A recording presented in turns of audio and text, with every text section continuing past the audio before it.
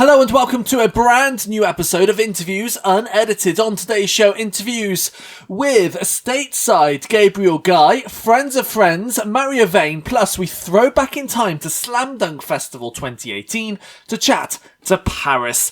But let's crack on, shall we, and play you our first interview from Stateside. They've got a brand new album out this week, and we had a little chat with them all about it. So, Stateside, how are you?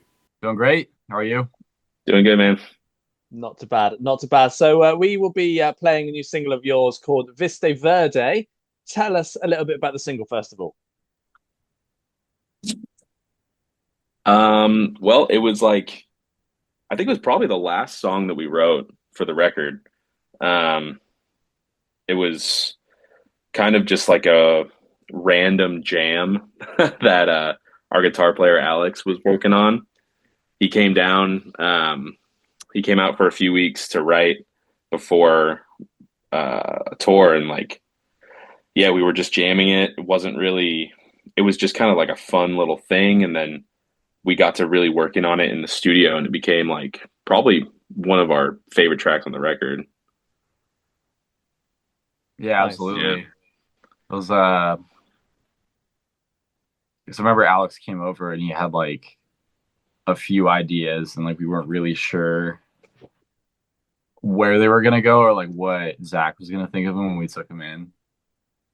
And then it ended up being like a really dope song that made the record. So Mm.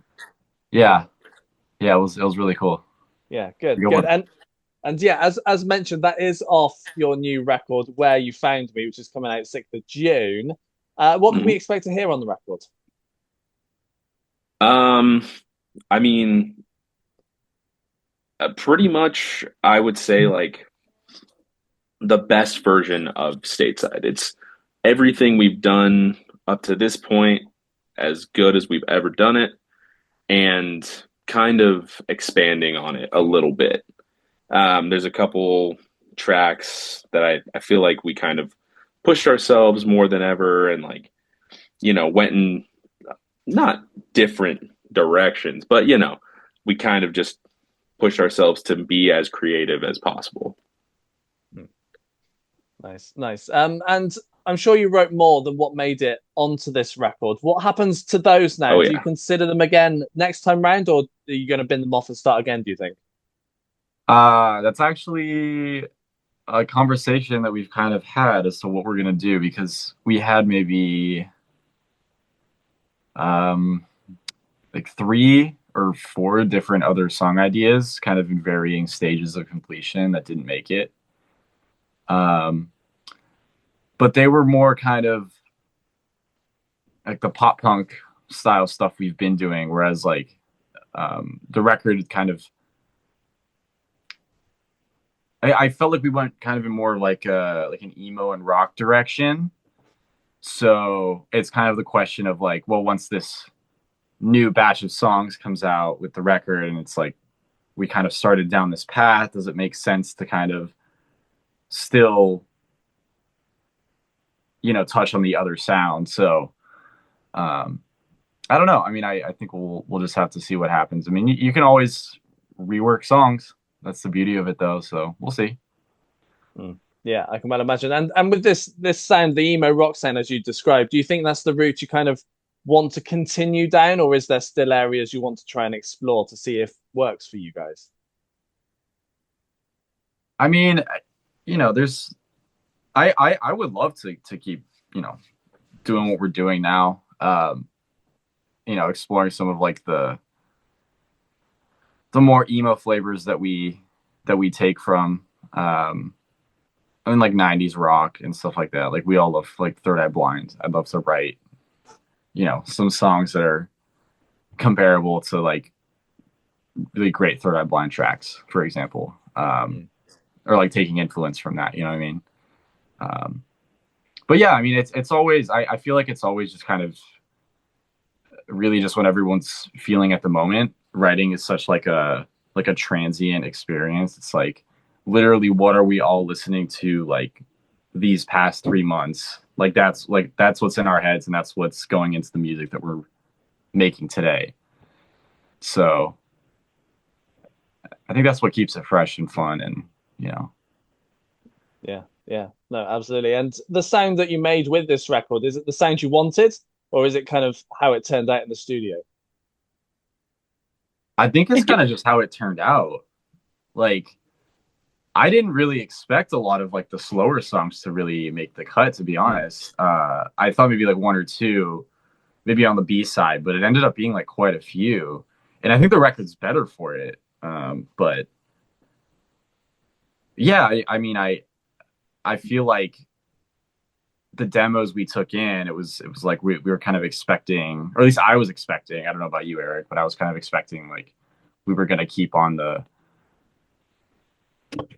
kind of early 2000s pop punk style sounds. But I'm really happy with it. I think the record's, you know, like Eric said, is like the best we've ever done. And I think it's awesome. I'm really glad with what we accomplished. Yeah, I was kind of expecting us to keep more in a lane, but I'm really happy that we ended up, you know, not putting ourselves in a box and just kind of, like I said, being as creative as possible. Yeah, yeah, I know what you mean. And I like to talk about the writing side of things as well. So for you guys, how do tracks normally start off? I feel like it normally starts with like me and typically I would say it starts with me, Kai, and Ben. Um, Someone brings a riff, someone brings an idea, a vibe, whatever, and we just kind of like build on it together. Um, and then, or sometimes even like Alex, our other guitar player, he lives out of state, so it's like we don't get to write all together all the time, but when we do, it's like one of us will bring a guitar idea. Sometimes Ben will come with a bass idea. Like it really just starts with one idea, and then we build on it all together.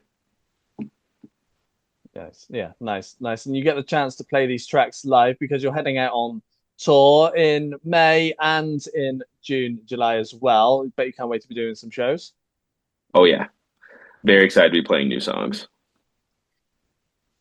Yeah, how's the set list coming along? Is it are you ready to go? Pretty much, yeah. Um, so well, so for the couple shows that we have with Knuckle Puck coming up, we're gonna play a couple new ones, but we're gonna probably keep a lot of the old ones in the set because the record's not out yet. Hmm. But in June, when we're out with One Step Closer and Magnitude, it's gonna be like the record's out, so we'll need to kind of figure out what we want to start playing. That I haven't thought about. It's like it's been tough because I want to like play all the new songs, but I feel like we need to keep some old stuff in rotation. But like I don't know, we got to figure out what flows well and what's gonna be cool. Yeah, because we'll have to cut down like 10 songs on a record plus the rest of our catalog down to like maybe like a 7, 8 song set.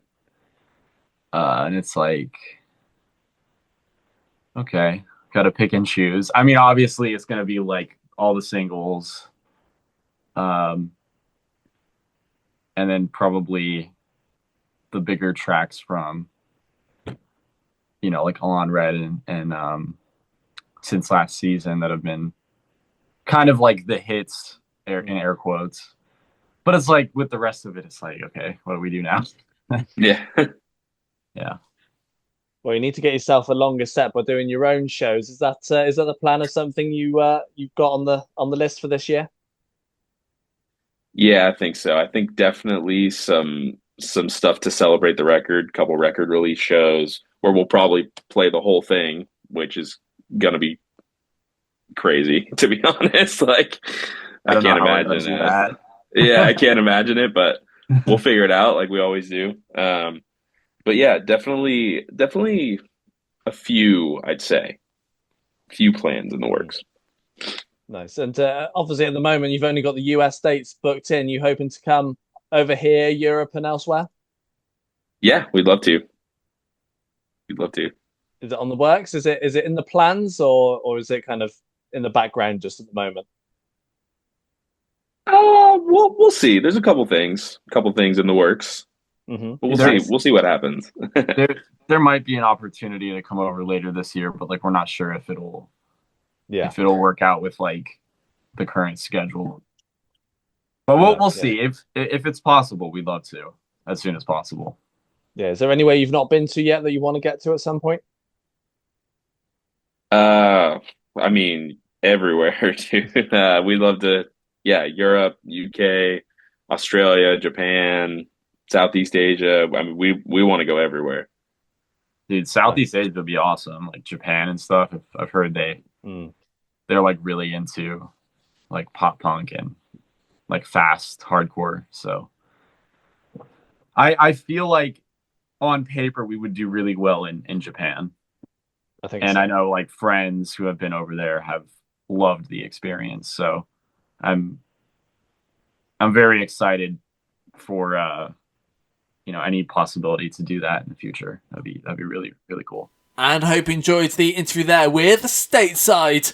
Now, we are all over social media, so come and find us at The Sound Lab, yes, on all the socials, and you can also check out the website at thesoundlabuk.co.uk.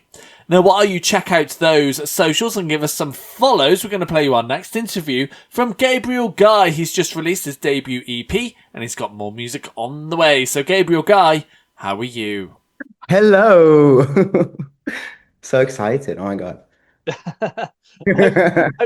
Hopefully the excitement builds because we've been playing a single of yours called Jealous. Tell us a Oh my bit God. about the single, first of all.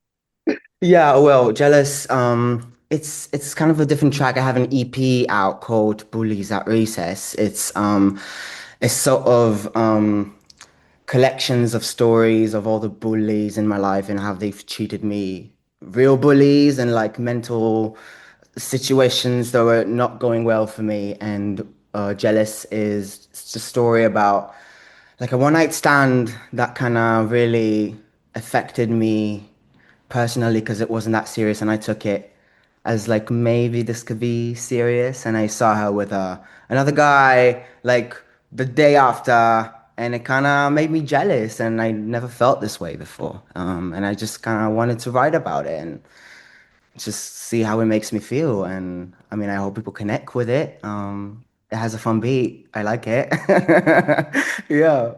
Good. And the sound of this EP that you've made, was it the sound you wanted, or was it kind of just how it turned out in the studio? um I mean, at first, I mean, I do have a couple of songs that I've released before this EP.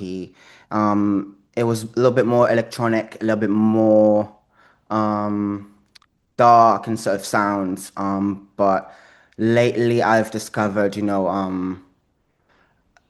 Mika, and I do still love this electronic and dark lyrics and those hooky melodies, and I wanted to just kind of combine them and make something new, make something that is maybe like fun and jumpy, but also like has like those real meanings and stories behind what I've written. I want to be interesting as well.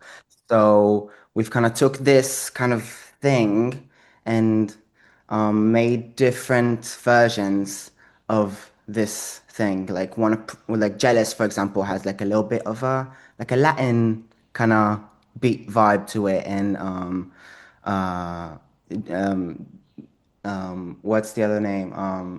Doing So Much Better, which is also one of the lead singles.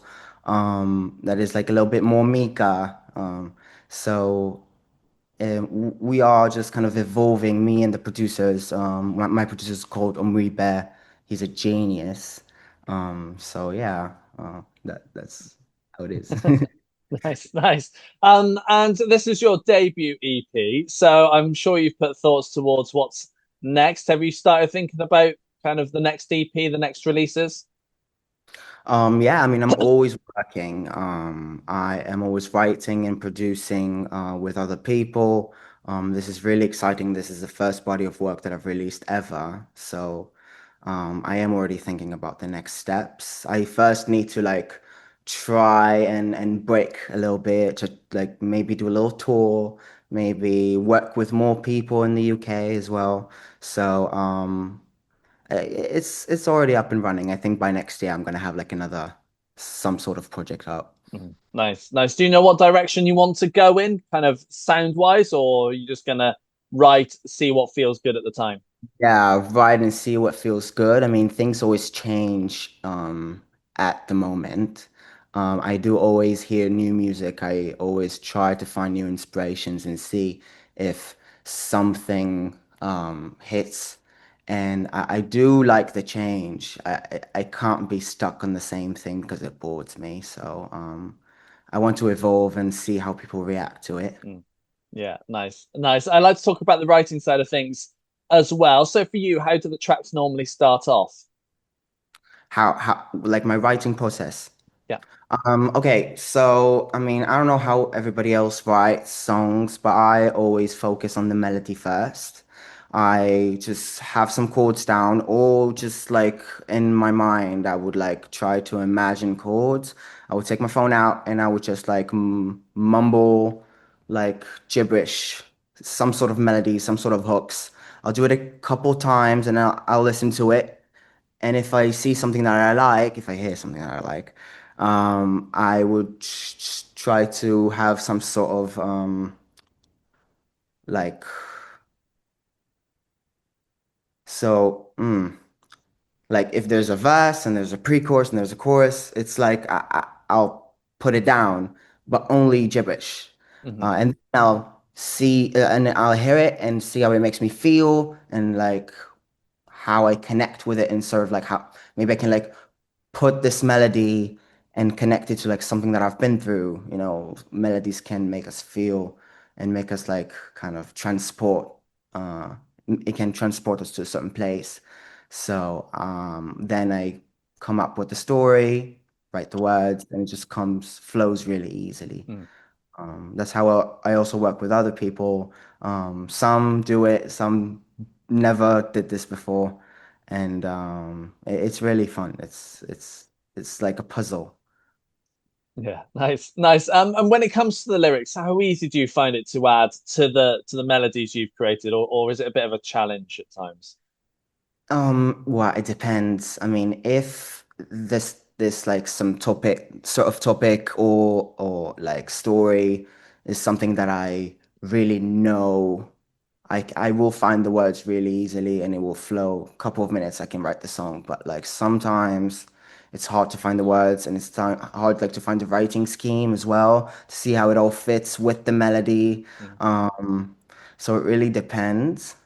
And it also depends if I'm doing this alone or with other people, because when you're with other people, they can like help you with this like last rhyme of the sentence. You're like, oh, we did it, you know?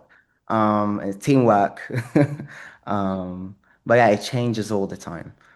Mm. Um, Yeah, yeah, good. And you touched on touring a little bit earlier in the interview. What's your plan for doing some shows? yeah, I mean, maybe like later this year, I'm gonna do some like bars all around London. I think we're gonna do like a little bit of like showcase festivals, and I mean, I'll try to get on stage wherever I can if it's I don't know any opportunity that comes my way. I really love to do live shows. It's like one of the things that I love. Um, uh, and I hope I get the opportunity. I don't know. Mm. Yeah, fingers crossed indeed. And as you're fairly new to the music world, I'd like to find out what made you do this in the first place. Yeah, I mean, I wasn't a musician at all before. I mean, I used to live in Nigeria actually for like 8 years, and I've actually, I mean, it's a really lonely place because it's like it's a third world country, and you live in this like compound with like guards out front, and you can't really walk outside because it's not safe for me, just personally. Um, and you know I did not like I wasn't fluent in English before, so I was kind of an outsider at first. So it was really hard, and I just started, to do some things at home, like hobbies or whatever, and that's like where music came from. Started writing, never sang, never did anything.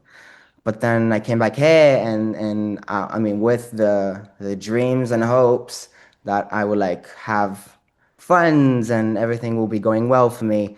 It didn't because because I don't know. I guess Nigeria changed me. I didn't feel at home there, and I don't feel at home here. So things were complicated, and I just started to not feel sorry for myself and start doing little projects.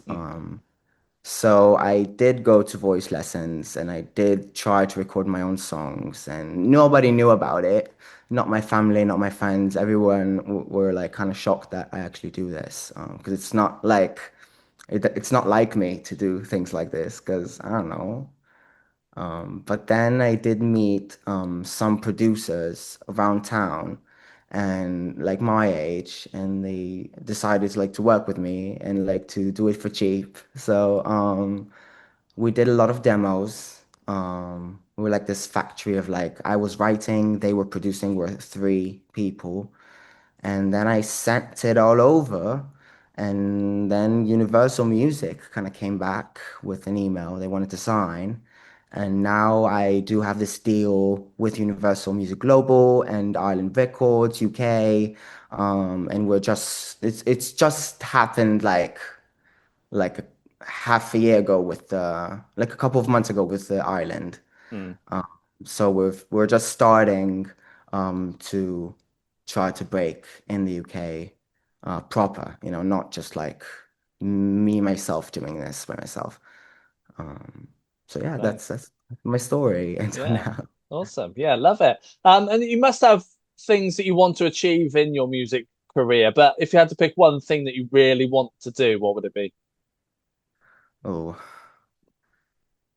well, I guess maybe do like a big festival. Like for example, what's happening right now with the BBC. That's like a dream to do like be on this big giant stage. Um, I guess that's like, yeah, that's something that I want to achieve. I mean, I hope this happens. And hope you enjoyed the interview there with Gabriel Guy. Now, if you're listening to this on Spotify, then you'll be pleased to hear we also have a Spotify playlist for you, bringing you 150 brand new up-and-coming artists that we feel that you might just enjoy yourselves. And if you like it, head to our website, thesoundlabuk.co.uk, click on our fresh playlist and give it a follow. Now, while you do that, we're going to play you our next interview from Friends of Friends. They've just released a brand new single, and it's called Attention, which we had a little chat to Barnaby all about. So, Friends of Friends, how are you? Yeah, good, Jim. How you doing? Not too bad. Not too bad. So we will be playing a new single of yours called Attention after this interview. Tell us a bit about it. Yeah, well, it's the first track from our next EP, which is coming out a bit later in the year. But it's a bit of a fun poking song in a way. It's a bit about just overstimulation, about how attention is like such a finite thing, and it's constantly addicted to our phones and addicted to all this stuff, and it's a lot. But also at the same time, we're seeing all this horrible stuff around the world. I also want a bit of attention to myself. So it's this funny it's a funny track about screaming for that, as well as being aware that there's a lot of bad stuff happening at the same time. So yeah, it's a funny one, but yeah, we love it. Good. And how's the EP sounding? It's getting there. It's we're about halfway through, sort of doing all the polishing and all the tidbits now, but it's good. It's definitely the most experimental we've been. And I think this song Attention, it's the first one to come out. It's not how the rest of it sounds, but emotionally it's kind of where we've headed. So there's we touched on a lot of other genres. It's all kind of a bit of a mishmash of there's even some little electronic moments and a lot more kind of softer indie stuff. But yeah, it's been a lot of fun. It's been fun kind of crafting this new world that we're going for. So yeah. Yeah, nice. And how does it sound in comparison to your debut EP? It's definitely a bit more raw. It's a bit angrier. And at the same time, because it's the first time we're doing the whole thing from start to finish ourselves. So we're not just, songwriting and producing and things like that, but I'm literally mixing the record. And I think it's just allowing us to really put our exact fingerprint on the EP, which is different already. So sonically, it feels more like it's us, which is fantastic. We're so stoked that it can become that. So yeah, I can well imagine. I'd like to talk about the writing side of things as well. So for you, how do the tracks normally start off? It's all it's a bit of an enigma. For instance, Attention was literally just out on my back deck, just having a quick coffee one morning, and that chorus came into my head, and then I took it to our guitarist Frank, and we just kind of started playing around with some ideas. But a lot of the time it will be I'm doing something completely unrelated to music, going for a drive, and there's a quick lyric or something like that. But it's usually, it definitely just comes, I guess a part of it is if you're not sitting by a river and constantly fishing, you're not going to get anything. So there's an element of that to it. But they do come from a bizarre place. I don't know. It's hard to explain. Is it fairly straightforward to fit the lyrics to the music and vice versa, or can it be a challenge at times? Yeah, it's definitely a challenge. I think the first thing that comes usually is melody, and it can be, that just nonsensical words most of the time, and then it's not until weeks after of mulling and going, the song will start and it feels like something, and I want to chase that feeling, and then I'm just kind of uncovering what is that lyric that I might have said in a demo quickly, like one word, and that word sticks out, and then it kind of becomes the identity for the whole song. But yeah, it does feel like you're kind of uncovering something and discovering the song for what it wants to be. Yeah, absolutely. And people want to see you playing these tracks live. I think you've got a couple of shows coming up. What is the plan for this year and some shows? Yeah, we've got some good shows coming up. We've got our first one this weekend, just here in Australia in Sydney, and then we go on our headline tour later in the year in October. We do a quick stint with Short Stack, which is hilarious and fantastic. And then our future plans is to make it to the UK. We're planning to come over there sort of summer your time next year, which will be really, really great. We're excited about that. But so we'll try not to let off the gas. Yeah, absolutely. Is there anywhere else you're trying to tie in Europe, US as well? Is there anywhere else you want to get to? Oh, look, the US is always close to home. I've got my dad lives in LA, so it's always a draw card. I want to be there. I want to play some shows in the States, definitely. I think the rest of the boys do as well. But if that comes up, then we will be jumping on it. So yeah, we're always actively pushing, always actively looking for things, especially in the States. So yeah. Nice. And as you guys are fairly new to the music world, I'd like to find out what got you into music and how you guys got together, and why this music as well. Yeah, it's a bit of a funny one. I personally always sort of dabbled around when I was younger, just on, GarageBand. And I think when I realized you can kind of make stuff just literally at home on a laptop, it was pretty crazy. And I went to school with Frank, one of the other boys, and we met our drummer Morgan along the way, and our bassist Jess as well. But I think, we just kind of got going just through COVID, and it wasn't really, obviously nothing was working, nothing was open. So it feels like we're straight out the gate just now. But I think we all bonded over just like good punk, bit of Blink-182 and some of that early stuff from our childhoods. And we just wanted to give it a good crack. And I think, for me personally, I literally can't can't not do it. I just have to. My skin crawls, and I got to write something, or something tragic will happen, or something good will happen. I've got to lock it in stone. So I think it's the same for boys as well. Yeah, nice. And I want to find out if there's anything on the bucket list that you kind of have to do in music. If you have to pick one thing, what would it be? Oh, there's a lot, but look, I think the pinnacle is always like Reading and Leeds. I mean, obviously, to be able to play something like that would be the cherry on top, the chef's kiss. That would be perfection. I think if we could somehow make it there one day, then I will die very happy.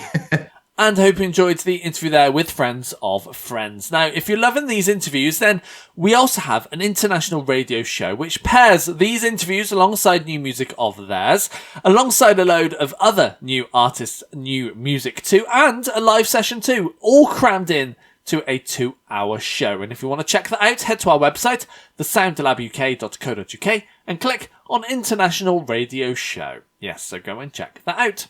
Now, for our final new interview, we have Mario Vayne, who's just released his debut record, and we had a little chat with him all about it. Mario Vayne, how are you? Hey, Jim. Good, thanks, mate. Yeah, it's Scotch o'clock. So cheers. Yeah, yeah, absolutely. It's nice and early here where I am, because I'm assuming you're still in Australia at the moment. Yeah, in Queensland at the moment, so 6 p.m. here. Lovely. So yeah, it's time all the bourbon come out. Sounds good. All my little buddies. Sounds good. Yeah, give it 9 more hours, and I might join you. But let's talk about music. That would have been interesting. We're here to talk about you. You've released a new record. We've been playing a new single of yours called "Baby, Where You Love Me." Tell us a bit about the single, first of all. Well, that was the second song that I wrote, that I'd written on the album. That was due to, it's a funny one, that "Baby, Where You Love Me" was the only song that never got demoed. It was just this cool idea I had, and I wrote this tune from a text message with a girl, special girl, and I wrote a song. And I thought, no, it sounds cool. I might write a song about that, about just the texts itself. Some of these texts that were going back and forth, where you kind of like, texting, you don't really know what they mean. And you can sort of like get mixed up. And what do you mean by that? Or, is that a good thing or is that a bad thing? And so I wrote a song about it and never really put it to demo until I got to Texas. And I was just strumming away on it. And my producer says, "Oh, what's that?" And I says, "Oh, it's a song I wrote called 'Baby, Why You Love Me.'" And he says, "Play it." So I played him the whole song, and he said, "Dude, that's going down now." So it was the only song I never demoed, and it was the first song that actually got recorded. So Nice. Yeah, nice. It's off your debut record, The Moment. It's out now. So for those who've not had a chance to take a listen, tell us a bit about the record. The record's got a bit of everything. It's like a little mini journey. It's got it's got the real ballsy stuff, and it's also got the real cool ballad and lots of in between. So I think my producer put it in perfect terms, that he thinks I've come out of a time machine. And so somehow from the late 80s, say late 70s and early 80s, I decided not to bring out my stuff. And now we're working with modern producers, and timing is a good thing. So I think it's there's a little bit of everything for everybody on this album.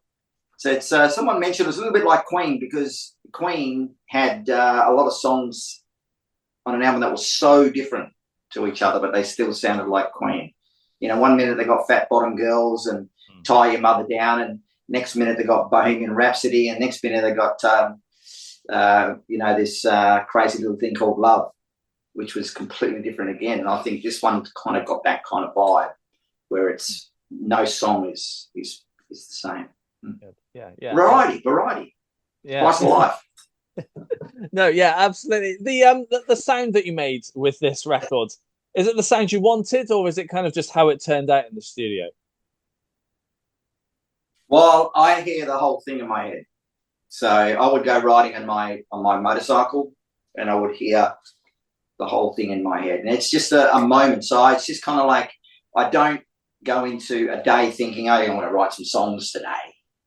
Not one of these songs were written like that. They were written in a moment. And that's why the album's called The Moment, because every song is a moment in time where something just got created. The sound-wise, I've always sounded like that because I was subjected to my auntie's 70s records at a very young age. So it was instilled in me, that vibe. And I think when I write, that's the only way I can write. And I had to team up with the right producer, I think.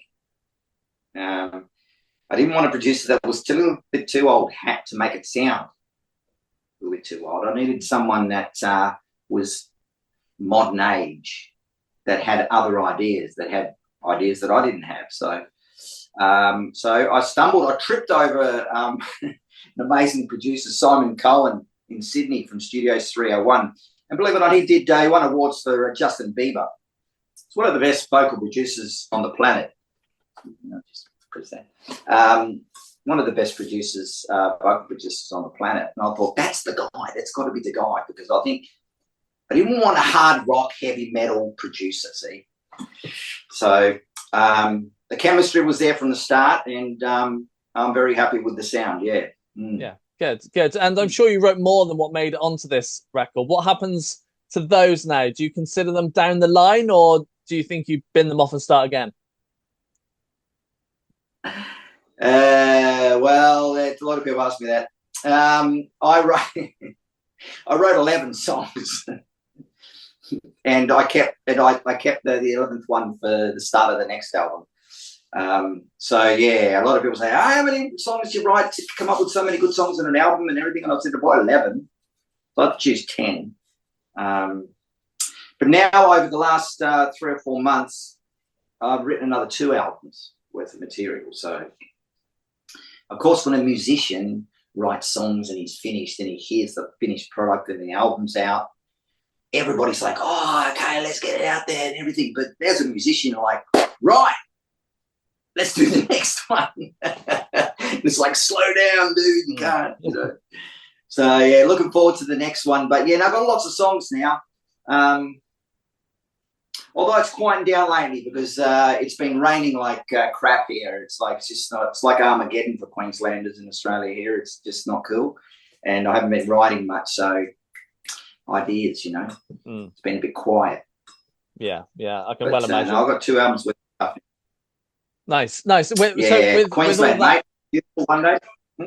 Maybe with all that music that you've now written, do you know the direction you want to go in, or are you just gonna write and then when the time comes see what fits for record 2, or do you kind of have an idea of where it's going to go? I've never had a direction ever. I've never thought, like, I want to go in this direction with this album. I want to write songs like this for this album. I just write songs, you know, and I go, that's cool.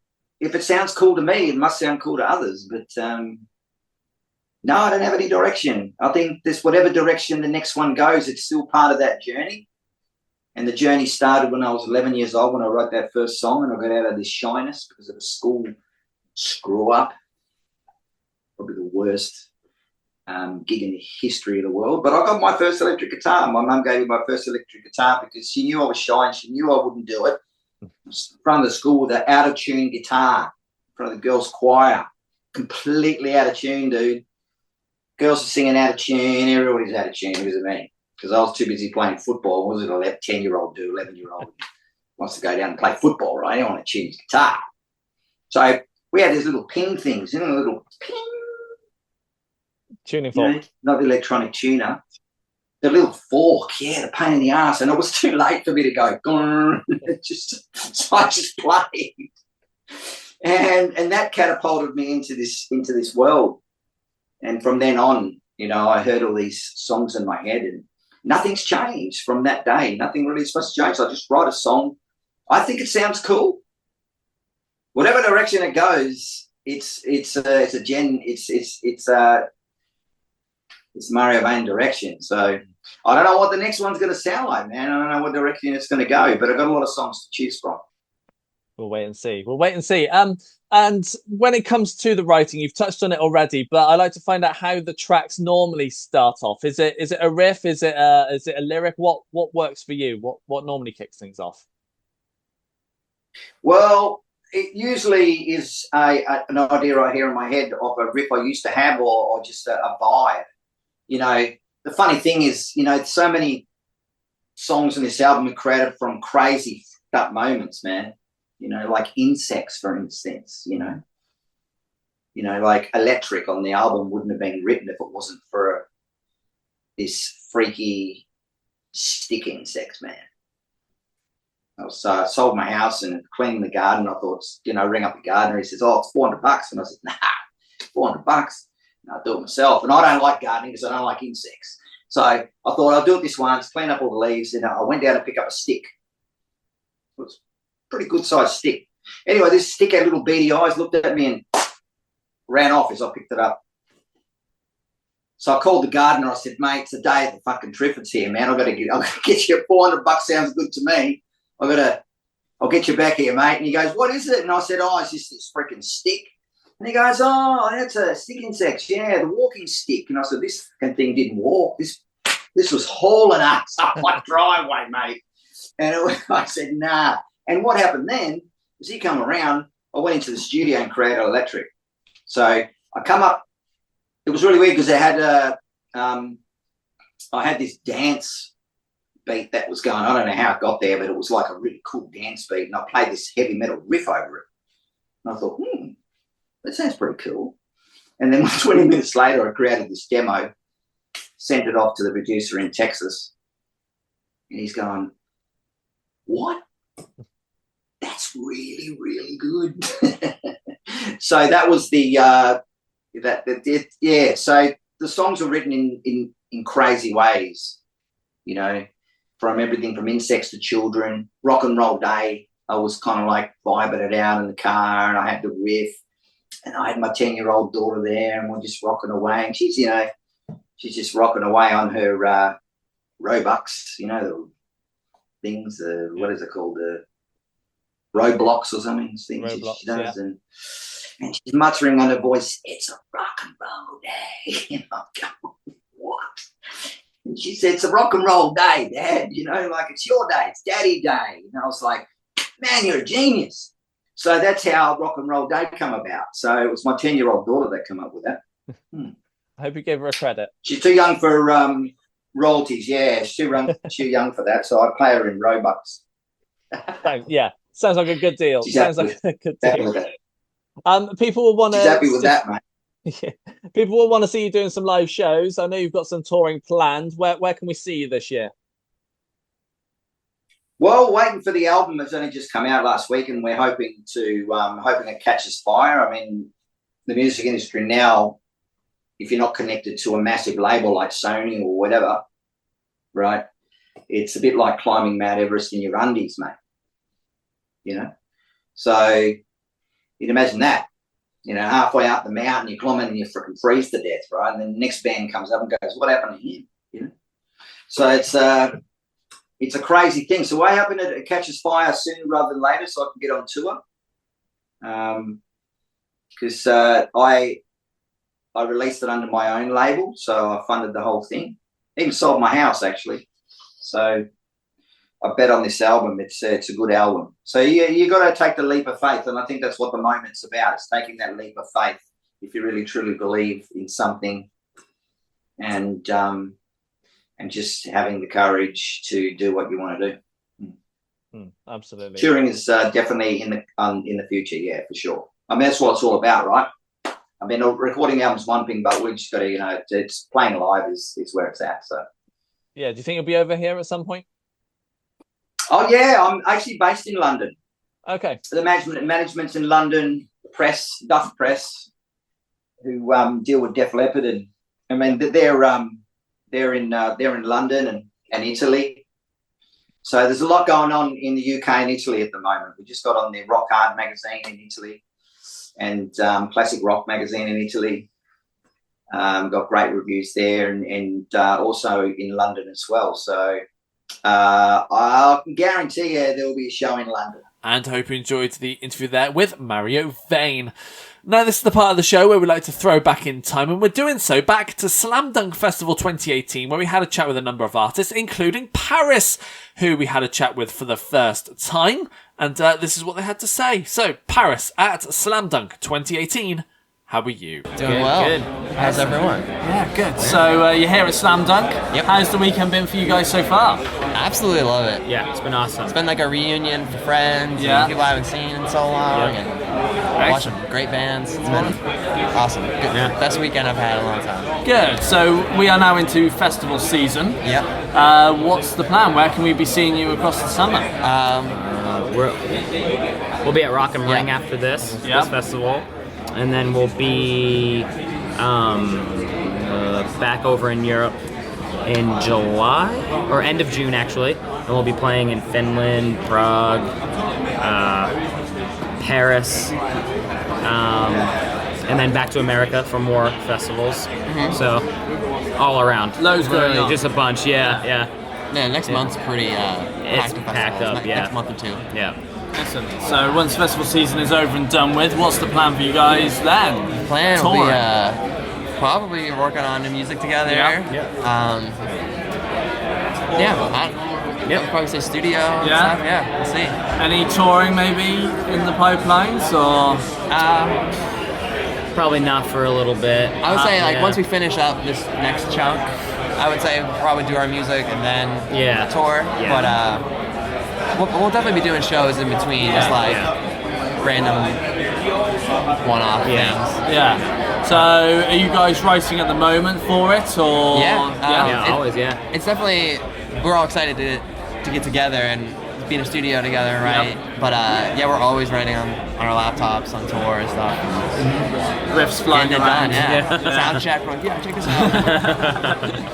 Fantastic, excellent. So, how do you think it might go? Do you think it might be a bit rockier or poppier? We don't want to give that away. Yeah. We want to Yeah. wait. Yeah. We're gonna wait till it's out. Yeah. And then let everyone hear. Excellent. Yeah. So, what else has been going on with you guys in the last few weeks and months? Wow. Just being on the road. Yeah. Yeah. Constantly on the road and hopping over from place to place, but it's all fun stuff. Yeah. Time's been flying by really fast. This So I've been quickest noticing that. year of my life. Yeah, it's like feels like we were just over here doing the headliner. Yeah. And we 6 ended months up in ago. London. Yeah, and I was like, this that feels like it was like a few days ago. And I'm like, no, like you said, it was like 6 months ago. I'm like, that's Because each time you crazy. guys come back, it's literally a next step up, isn't it? That's what's crazy. That's what's crazy to us. I yeah. love it here so much. Yeah. It just seems to get bigger and bigger. And Yeah. the crowds are so awesome. You'll be festival headliners soon, I'm sure. Oh, jeez. I think this is the latest we've ever played at a festival. Yeah. It was getting dark, and I was like, this is amazing. Good weather. Yeah. So, when you guys head out on tour, is there anywhere that you'd love to go out and play? Is there anywhere that you haven't played before that's... I mean, we're going to a few new places coming up. We're going to South Korea, Singapore, and Budapest. Those are new places for us. And then we're playing Bologna, which is going to be really cool. Very much looking I'd for say those. those four See are how like, those are. we're very, very excited for them. Listen, Yeah. where's your favourite place to go and perform? We're here. Here, Yeah. for sure. Yep, Absolutely. Yep. Yeah. Yep. This is- All of the UK. Anywhere in the UK. yeah. What's the reason behind that then? Because I hear that quite a bit. I feel like unless you, I don't know, to travel and stuff, like, I just feel like they, like, here in Japan, I feel like appreciate the bands coming from overseas. It's like so much for because sure. they know that it's quite rare and like they want to experience it and like make sure they have the best time. Yeah, So they're because in going America, crazy. like, I'd say we get spoiled with shows and festivals and all this stuff. So it's like when you attend, it's like so much fun, but it's like you have that Always excitement tour. here where it's like you come through and there's a band that you've been waiting to see for ages, and another band takes them on tour, and the lineup's diverse. So it's like they're just rocking out, they're having so much fun, and it's just the energy here is just is awesome. Yeah. It's really, really cool. Not knocking on anywhere else. I love everywhere else. But like here, it's just like we're like, yeah, we get to go to the UK. Ever since our first time, like you guys have had open arms for us. Yeah, like, yeah, it's just been very, very good feeling. Yep. And hope you enjoyed the interview there with Pvris from Slam Dunk Festival 2018. And that's the end of the show for another week, I am afraid. But don't you worry, we will be back next week with another episode of Interviews Unedited. But if you can't wait until then, social media at The Sound Lab, yes, and check out the website at thesoundlabuk.co.uk. And that's it, done for another week, so we'll see you next week for another episode of Interviews Unedited. Goodbye.